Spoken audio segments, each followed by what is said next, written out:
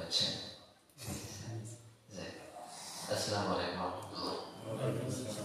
ইন্নাল হামদুলিল্লাহ নাহমাদুহু ওয়া নাস্তাঈনুহু ওয়া নাস্তাগফিরুহু ওয়া নাউযু বিল্লাহি মিন শুরুরি আনফুসিনা ওয়া মিন সাইয়্যাতি আ'মালিনা। من يهده الله فلا مضل له ومن يضلله فلا هادي له ونشهد أن لا إله إلا الله وحده لا شريك له ونشهد أن سيدنا وسندنا وحبيبنا ومولانا محمدا عبده ورسوله الذي أرسله بالحق بشيرا ونذيرا وداعيا إلى الله بإذنه وسراجا منيرا. فقد قال الله تعالى في كلامه المجيد والفرقان الحميد: إن الله وملائكته يصلون على النبي يا أيها الذين آمنوا صلوا عليه وسلموا تسليما. اللهم صل على سيدنا مولانا محمد وعلى آل سيدنا شفيعنا محمد. اللهم صل على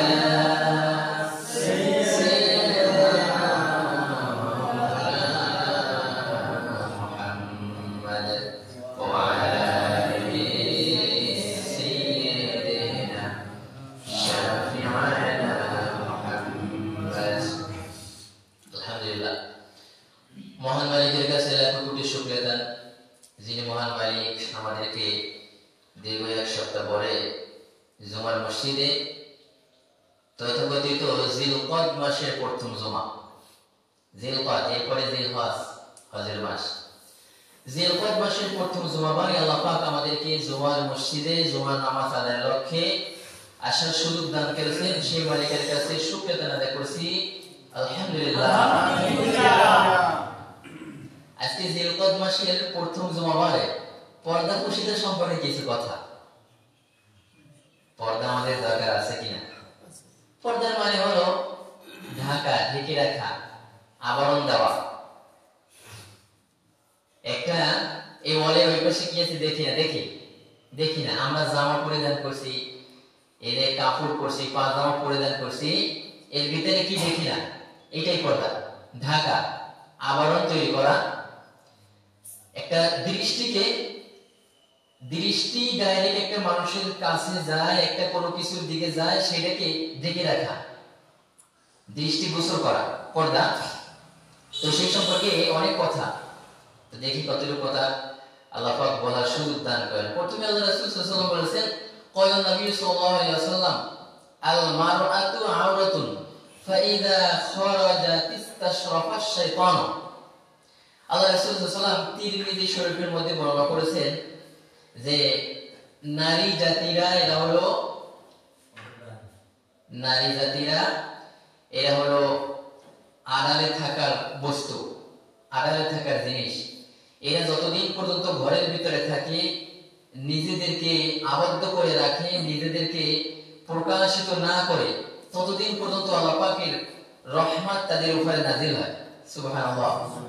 কিন্তু এই হাদিসের আলোকে আমরা কাজ করতে পারি কিনা বলেন? পারি না।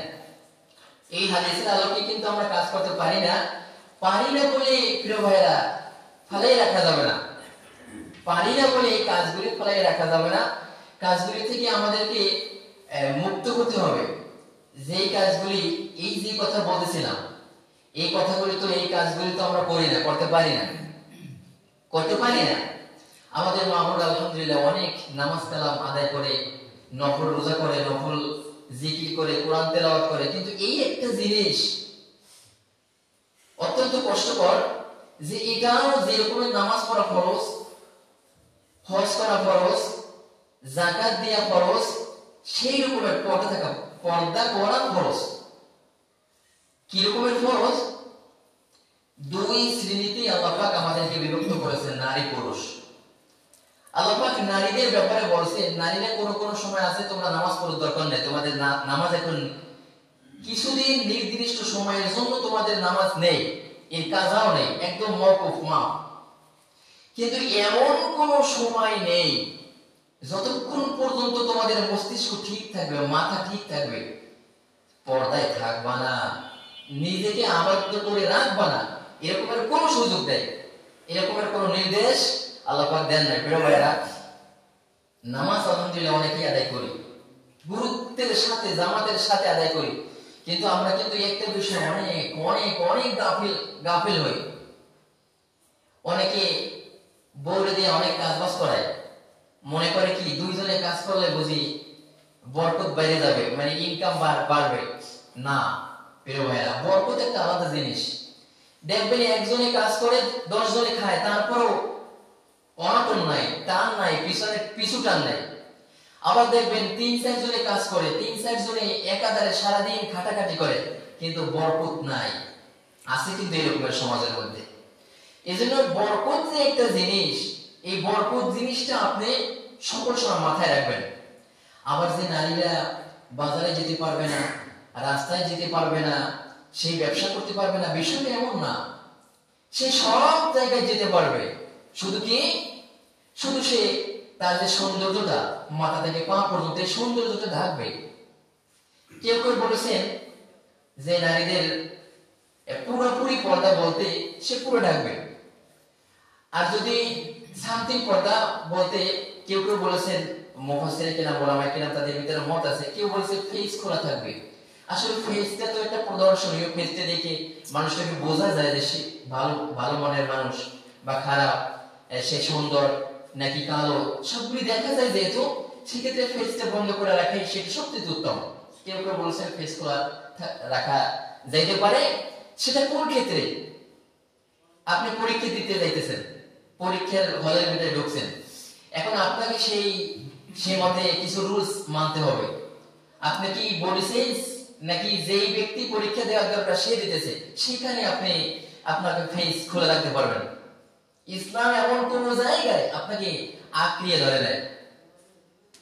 আপনি এমন একটা জায়গায় যাবেন, দেশের বাহিরে যাবেন, সেখানে আপনার সুন্দর করে একটা ছবি তুলতে হবে, সেই ছবিতে আপনাকে সুন্দর করে ফেসটা খুলতে পারবেন, এটা ইসলাম বাধা করেন নাই। কিন্তু সচরাচর সব জায়গায় আপনাকে ফেস খোলা রাখা যাবে না, রাখতে হবে, ঢাকবেন। এগুলি মনে রাখবেন। আল্লাহ পাক বলেছেন, আমায়াকুনুত মিনকুন্না লিল্লাহি ওয়া রাসূলিহি ওয়া তা'মালু সালিহান নু'তিহা আজরাহা মাররাতাইনি ওয়া আ'তাদনা লাহা রিজকান কারীমা। আল্লাহর কথা বলবো আমার না। আল্লাহ বলেছেন, আমায়াকুনুত মিনকুন্না লিল্লাহি ওয়া রাসূলিহি, তোমাদের মধ্যে যারা আল্লাহ এবং আল্লাহর রাসূলকে মানবে তারা দুই ধরনের পুরস্কার পাবে। তাদেরকে আল্লাহ পাক দুই ধরনের পুরস্কৃত করবেন। সেই দুই ধরনের পুরস্কৃত করবেন, তারা দুই ধরনের পুরস্কার পেয়ে তারা ধন্য হয়ে যাবে। তারা দুই ধরনের পুরস্কার পাবে। তোমাদের মধ্যে যারা আল্লাহ এবং আল্লাহর রাসূলকে মানবে, তারা দুই ধরনের পুরস্কার পাবে। দুনিয়াতেও তারা শান্তিতে থাকবে, পরকালেও তারা শান্তিতে থাকবে। দেখবেন যে মেয়েরা গল্প করে, মানুষের সাথে বেশি বেশি কথাবার্তা বলে না, কথার ভিতরে রং করে না, নিজেকে বেশি বেশি সাজগোজ করে মানুষের কাছে প্রকাশিত করে না, তারা কিন্তু দেখবেন রাস্তাঘাটে চলাফেরা করবে, বাজারে যাবে, তাদেরকে মানুষ ইফতিজিং করবে না, ডিস্টার্ব করবে না। করবে কিনা?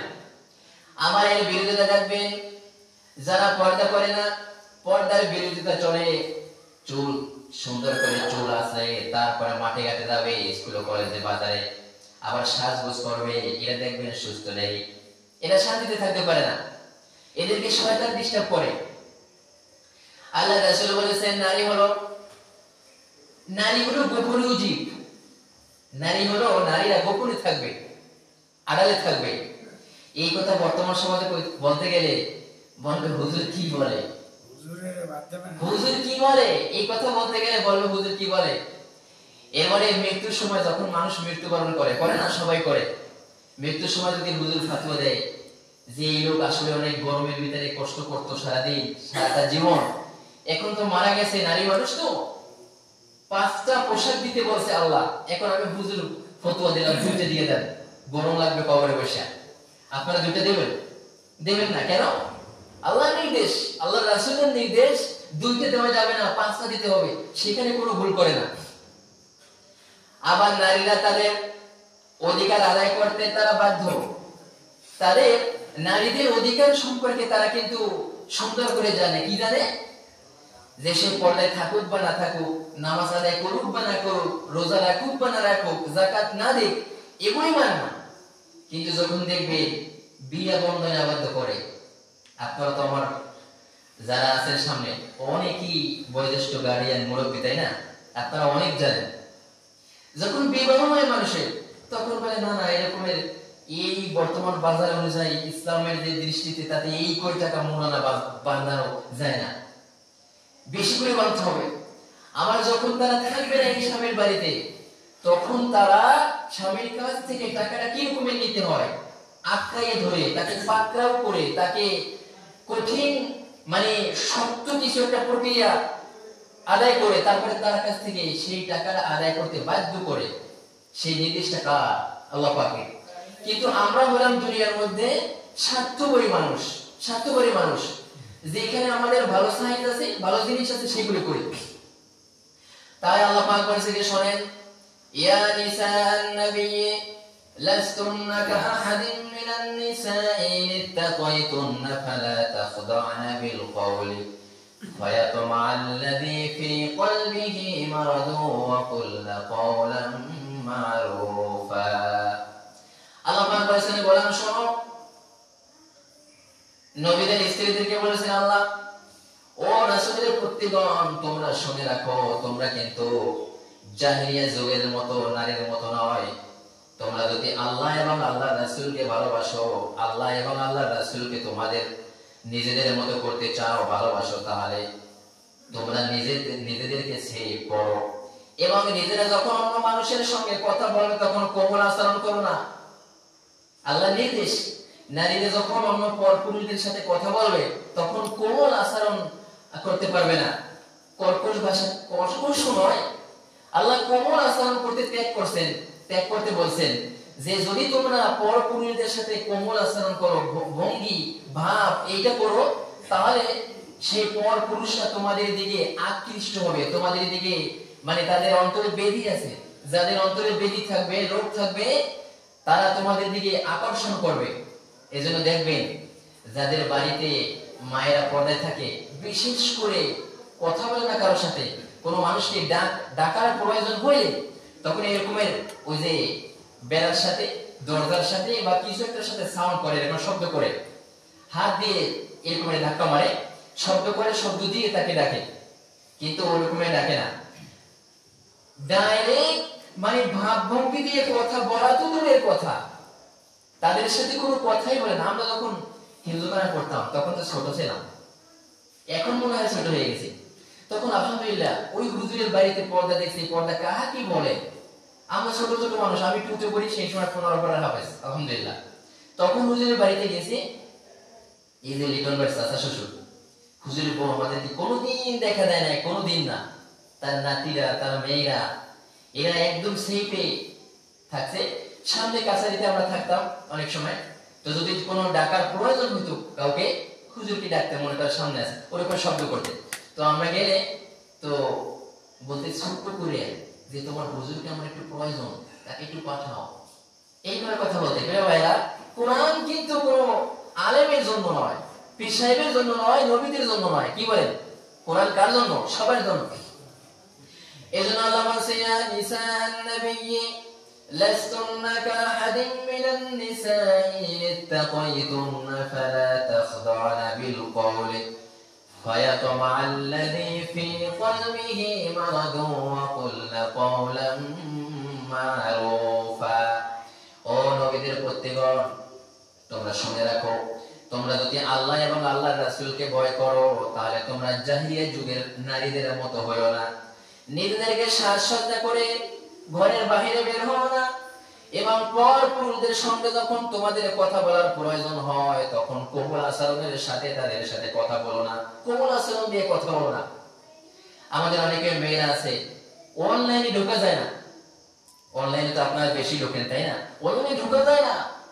এদেশে এত মুসলমান, এই মুসলমানের মেয়েরা নিজেদের সৌন্দর্যকে প্রকাশিত করে নিজেদেরকে আকর্ষণীয় করে মানুষের সামনে তুললে কি হয়, হয়তোবা তাদের দুনিয়াতে কিছু সময়ের জন্য তাদের একটা আনন্দ হয়, কিছু একটা প্রাপ্য হয়তো পেতে পারে। কিন্তু শুনে রাখেন, এদের বাবা আছে, এদের মা আছে, এদের গার্ডিয়ান আছে, এদের অভিভাবক আছে। আপনার মেয়েকে দেখে, আপনার ছেলেকে দেখে যত মানুষ খারাপ লাইনে যাবে, যতদিন খারাপ করবে, আপনিও কবরে বসে বসে ওরকমের পাপ পেতে থাকবেন। আমি একদিন ওই তাফসীর পড়তেছিলাম, তাফসীর পড়তে পড়তে ভিতরে একদম ঢুকলাম, ব্যাখ্যাটা বেশি করে দেখতেছিলাম। তখন দেখি যে আমাদের দাদা, দাদার বাবা, তার বাবা, এরকম আমাদের পূর্বপুরুষগণ, আল্লাহ পাক বলেছেন যে পূর্বপুরুষ যারা তোমাদের আছে, তোমরা যদি ভালো কাজ করো সেটা কবরে বসে তারা পেতে থাকে। আলহামদুলিল্লাহ, আলহামদুলিল্লাহ, সুবহানাল্লাহ। এটা একটা খুব সুন্দর কাজ না, সুন্দর কথা না? আর আল্লাহ রাসূল বলেছেন, শোনো, কোন মানুষকে ফলো করে, সে যদি ভালো কাজ করে, যতদিন ভালো করবে সে সওয়াব পেতে থাকবে। আবার যদি কোন মানুষকে ফলো করে, সেটা খারাপ হয়ে থাকে, যতদিন খারাপ করবে সেই খারাপের প্রাপ্য সে পেতে থাকবে। প্রিয় ভাইয়া, আমাদের সকলের মা বোন আছে, আমাদের বউ আছে, পরিবার পরিজন আছে। আমরা চাই সবাই দুনিয়াতে শান্তিতে থাক, কিন্তু পরকালেও শান্তিতে থাক, এটা সবাই চাবেন, সবাই চাবেন। আল্লাহ রাসূল সাল্লাল্লাহু আলাইহি ওয়াসাল্লাম বলেছেন, শুনেন, দুই শ্রেণীর মানুষ কোনদিন জান্নাতের ভিতরে প্রবেশ করতে পারবে না। তার মধ্যে প্রথম শ্রেণীর মানুষ হলো যারা দুনিয়ার মধ্যে বিশৃঙ্খল ঘটায়। নারীরা কিন্তু বিশৃঙ্খল ঘটায় বেশি। আমরা ছোটখাটো হুজুর হলেও আমরা তো একজন হুজুর, তাই না? আমাদের কাছে মানুষ অনেক মনের কথা বলে, তার মধ্যে কিছু কিছু মানুষ বলে যে আল্লাহ শুকরিয়া করা যায় না। এখানে আসলে যে পুত্রবধূরা আর যে শাশুড়িরা, এদের ভিতরে যে কি একটা সমস্যা, এই সমস্যা মিটানো অনেক অনেক অনেক কষ্টকর। শুনেন মুসলমানেরা, শুনেন, মুসলমান ভাই বোনেরা শুনেন, ইসলামে হলো এই যে বিয়াকে খরচ করেছে, আল্লাহ পাক বলেছেন, বিয়ে যারা করছো, যদি তোমাদের ভিতরে মন মালিন্য দেখা দেয় তাহলে প্রথমে তাকে বোঝাও। কাকে? বউকে বুঝাও। আর যদি স্বামী উচ্ছৃঙ্খল হয় তাকে বুঝাও। বুঝাতে ধরে না। শুনেন, যদি বউ উচ্ছৃঙ্খল হয়, সে কথা মানতে রাজি না, তবে আপনাকেও দিনের মধ্যে থাকতে হবে। আপনি যে জোর করে তার কাছে সবকিছু করবেন, সে আপনার ঘরের বউ করে তাকে দাসী বানাবেন, সেটা কিন্তু ইসলামে সাপোর্ট করে না। আল্লাহ বলেছেন, শোনো, কোন নারী যদি তোমার সাথে কথায় মন মালিন্য হয়, কথায় বনিবনাত না হয়, তাহলে সর্বপ্রথম তাকে বুঝাও যে ভাই এরকমের করো না, ওরকমের করো, এই পরিবারে এরকমের করলে শান্তি হবে, তুমি শান্তি চাও না, শান্তি চাও, এরকমের করো। কথায় ধরতেছে না, যদি কথায় না ধরে তাহলে তার সাথে এই তো বুঝাইছো, তার সাথে 2-3 দিন কিছুদিনের জন্য কথা বলা বন্ধ করো। তোমার সাথে আমি রাগ করছি, তুমি এই সাইজ তোমাকে করতে বলি, তুমি শোনো না, তোমার সাথে কথা নেই, তাতেও ঠিক হচ্ছে না। এরপরে তার সাথে এক বিছানায় ঘুমানো বন্ধ করো কিছুদিনের জন্য, তাকে শাস্তি দেওয়ার জন্য তাকে বুঝতে দাও তোমার সাথে রাগ করেছি, তোমার সাথে একত্রে ঘুমাবো না, বিছানা ত্যাগ করো। তাতেও ঠিক হচ্ছে না। এরপরে তৃতীয়বারে ওই নারীদের অভিভাবক এবং পুরুষদের অভিভাবককে ডাকো, ডাকার পরে তাদের সামনে তোমাদের যে সমস্যাগুলি, সেই সমস্যার কথাগুলি বলো। তারা যদি মনে করে তোমাদের একত্রীকরণ কল্যাণ হবে, তোমরা একত্রে থাকো। আর তারা যদি মনে করে তোমাদের একত্রীকরণ কল্যাণ হবে না, তাহলে বিচ্ছেদ ঘটিয়ে দাও। এই যে আমাদের দেশে মনে করেন মারপিট, এদিক সেদিক, মনে করেন মামলা মোকদ্দমা, কথাটা বললাম কেন? আল্লাহ বলেছে 2 শ্রেণীর নারী জান্নাতে যাবে না, তার মধ্যে 1 শ্রেণীর নারী হলো উচ্ছৃঙ্খল। আর এই যে বর্তমান জামানা আমরা যেই অবস্থানে এখন আছি, অধিকাংশ মেয়েরা শাশুড়িকে সহ্য করতে পারে না। এই ধরনের নালিশ আমাদের এখানে অনেক আসছে। এই যে আমার এই বিশেষ করে এই যে কোর্ট আদালত যেটাকে বলে, আদালতে আমার এক বন্ধু আছে, সে লয়ের চাকরি করে, অর্থাৎ আপনার কি বলে ওই যে অ্যাডভোকেট। তিনি বলেন যে ভাই কি আর বলবো, 100টা মামলা যদি হয় তাহলে সেখানে 95 এর উপরে হলো এই যে স্বামী স্ত্রীর এই সমস্যা, এই মামলায় কি মামলায় অধিকাংশ ক্ষেত্রে যে তারা স্বামী স্ত্রী দুইজন মিল আছে বেশ ভালোই, কিন্তু পোলার মা ওদিকে মেয়ের মা কি করে শুনবেন, কথা যেটা বলতে চাইছিলাম সেটা মাথায় যাইতে পারি নাই, কিন্তু এই কথাগুলি বলাও অত্যন্ত জরুরি। পোলার মা কি করে, আরে পুত্রবধূ ভালো না, এই করে সেই করে, রান্না করে উল্টো পাল্টা, ঘুমাই থাকে, ঘরের কাজ করে না, এই নিয়ে তর্কাতর্কি। মেয়ে আবার এইগুলো মায়ের কাছে বলে, মা তোমার বেআইন এইগুলি বলে, এইগুলি বলছে, জামাই আবার শাসন করে, ও বেচারা যাবে কই, এদিকে মা ওদিকে বউ, শেষে চিন্তা করে যাক বউ যাক, আবার অনেকে চিন্তা করে মা যাক। এজন্য সবার ভিতরে কোরআনের ভয় থাকতে হবে। তাহলে শুনে রাখেন, আল্লাহ বলছে কি, আল্লাহ বলছে ইয়া নিসাআন নবিয়্যি লাস্তুন্না কাআহাদিন মিনান নিসাই ইত্তাকাইতুন্না ফালা তাখদা'না বিল কওল ফায়াতমা'আল্লাযী ফী কলবিহি মারাদুন ওয়া কুল্লা কওলান মা'রুফা ওয়া কুলনা ফী বুয়ুতিকুন্না ওয়া লা তাবাররাজনা তাবাররুজাল জাহিলিয়াতিল উলা। আল্লাহ বলেন আয়না শোনো, ওয়াকানা ফি বুয়ুতিকুন্না ওয়ালা তাবাররাজনা, তোমরা জাহিলিয়া যুগের নারীর মতো নয়, তোমরা যা ইচ্ছা তাই করবে এরকমের নয়। আল্লাহ বলেছে তোমাদের বিধান হলো কোরআন, তোমাদের বিধান হলো সংবিধান। তোমাদের ভিতরে যারা আল্লাহ এবং আল্লাহর রাসূলকে ভয় করবে তারা কি করবে, ওয়াকিনাস সালাত, নামাজ কায়েম করবে, ওয়াতিনাজ যাকাত, তারা যাকাত প্রদান করবে, ওয়াকিনাস সালাতা ওয়াতিনাজ যাকাতা ওয়াতিনাল্লাহ ওয়া রাসূল, তারা কি আল্লাহ এবং আল্লাহর রাসূলের আনুগত্য করবে। এবারে দেখেন আমাদের ভুল কোথায়, আমাদের ভুল হলো আমরা বিয়ে করার পরে বউকে অনেক অনেক ভালোবাসি বলে তাকে একটা অ্যান্ড্রয়েড 20,000 25,000 টাকা সেট কিনে দেয়, দিলে কি করে, সে তো যা ইচ্ছে তাই করবে, সেগুলি ভালোবাসার খাতিরে করবেন, কিন্তু আপনার বিয়ের পরে আপনার বউকে দেবেন। মা আয়েশা সিদ্দিকা রাদিয়াল্লাহু তাআলা আনহা তার জীবনে কিনে দেবেন যে ভাই আমি তো সারাদিন কাজে বাড়ে থাকি, ব্যস্ত থাকি, পড়ার সময় পাই না, এটা পড়ে পড়ে আমাকে শোনাবা, রাতের বেলা আমাকে শোনাবা। মরিয়ম আলাইহিস সালাতু ওয়াস সালাম তার জীবনে কিনে দেবেন, সেটা তাকে পড়তে বলবেন। তারা এগুলি পড়ে পড়ে বলবে, বুঝবে আমার স্বামীর কতটা দরদ, কতটা আল্লাহ পাক আমার স্বামীর প্রতি ইহসান করতে বলেছেন, পরিবারের মধ্যে আমাকে কি রকমের কাজ করতে বলেছেন, এগুলি সব তারা শিখবে। এগুলি কেউ করে না, এগুলি কেউ করে না। বলছে বউ মানুষ তো অল্প বয়স, একটু সিরিয়াল মিরিয়াল না দেখলে মন ভালো থাকে না, সিরিয়াল দেখলে যা হয় আপনার পিটান খাইবেন এরকম। এবং আল্লাহ ধৈর্যশীল হতে বলেছেন, সে এক অন্য একটা স্থান থেকে আপনার স্থানে এসেছে, তার তো ভুল হবে, তিনি বুঝবে না, সব কিছু তাকে বোঝাই দেবেন যে মা এরকমের করো, তাকে মাও রাখবেন, ভালোবাসবেন। ভালোবাসে না শ্বশুর শাশুড়িরাও পুত্রবধূকে ভালোবাসে না, পুত্রবধূরাও তাদেরকে ভালোবাসে না, তাহলে ভালোবাসা শান্তি আসবে কোথা থেকে, আসবে না।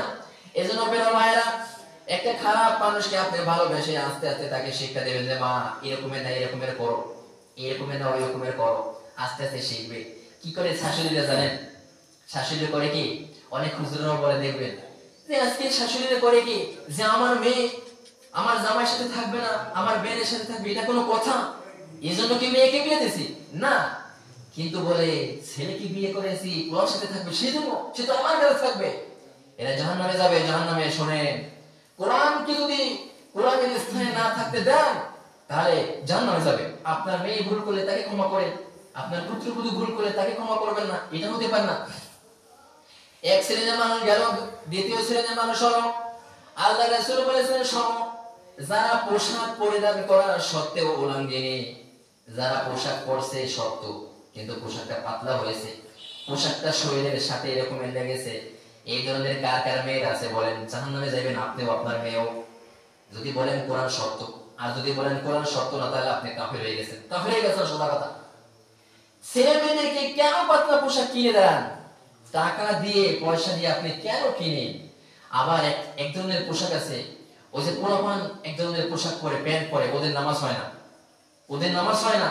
যে পোশাক পরলে পোলাপান এরকমের প্যান্ট টাইট একদম শরীরের সাথে লেগে থাকে, হাঁটু, এই যে মনে করেন এই উরু সবকিছু একদম টাইট ফিট হয়ে থাকে, জামা দিয়ে ঢাকা থাকলে নামাজ হতে পারে, কিন্তু শার্ট জামা গায়ে দিয়ে যদি নামাজ পড়ে টাইট ফিট পোশাক, নামাজ হবে না। একটা পুরুষের নাভি থেকে হাঁটু পর্যন্ত ঢাকা ফরজ, সেই নাভি থেকে হাঁটু পর্যন্ত ঢাকলেও বটে, কিন্তু তার কোন জায়গায় কতটুকু চেপো কতটুকু মোটা, এটা প্যান্ট টাইট থাকার কারণে দেখা যায়, নামাজ হবে না। আপনার মেয়েকে সুন্দর একটা দামি পোশাক কিনে দিলেন, যে পোশাক পরে আপনি বাপ আপনার কাছে আসতে পারতেছেন না, আপনি তার দিকে তাকাইতে পারতেছেন না। প্রিয় ভাইরা, আপনি যদি মুসলমান হন, আপনার বিবেকের কাছে প্রশ্ন করেন, এই পোশাক আপনার মেয়েকে কেন কিনে দিয়েছেন? আপনার মেয়ে যখন মৃত্যুবরণ করবে, কবরের ভিতরে থাকবে, কেউ দেখবে না, তখন ওই রকমের একটা পাতলা পোশাক দিয়ে তাকে কে মুদ্রার কাপড় দেবে?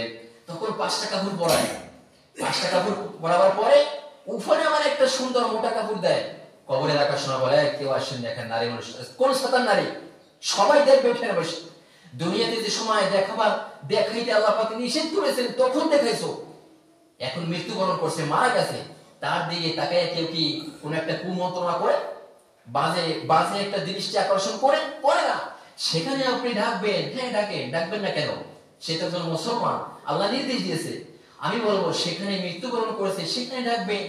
যখন দুনিয়ায় জীবিত ছিল তার দিকে শয়তান তাকায়, মানুষ তাকায়, কুমন্ত্রণা দেয়, তার দিনে সমাজ দূষিত হয়, তখন আপনি ঠিক হন না। এজন্য প্রিয় ভাইয়েরা, আমাদের মা বোন, আমাদের পরিবার পরিজন, আমাদের পরিবার কল্যাণ, তাদের কল্যাণ চায়। এজন্য সকলের মা বোনদেরকে, স্ত্রী পরিবার পরিজনদেরকে সকলে পর্দায় রাখবেন, আল্লাহ কোরআনকে মানবেন, এছাড়া কোনো উপায় নাই, আল্লাহকে মানতেই হবে, পরকালকে মানতেই হবে, আল্লাহ রাসূলকে মানতেই হবে।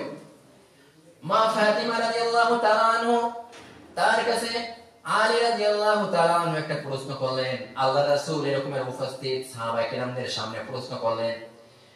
উপস্থিত সাহাবায়ে কেরামদের উদ্দেশ্য করে আল্লাহ রাসূল প্রশ্ন করলেন যে, তোমাদের কাছে আমি কি প্রশ্ন রাখি, প্রশ্নটা হলো এই, নারীদের কোন অবস্থা ভালো? সবাই চুপ করে রইলেন।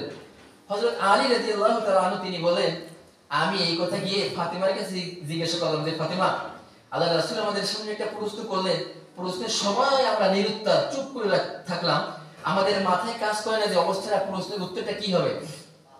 বলে, প্রশ্ন কি? যে আল্লাহ রাসূল বলেছেন যে নারীদের সবচেয়ে কোন অবস্থা ভালো?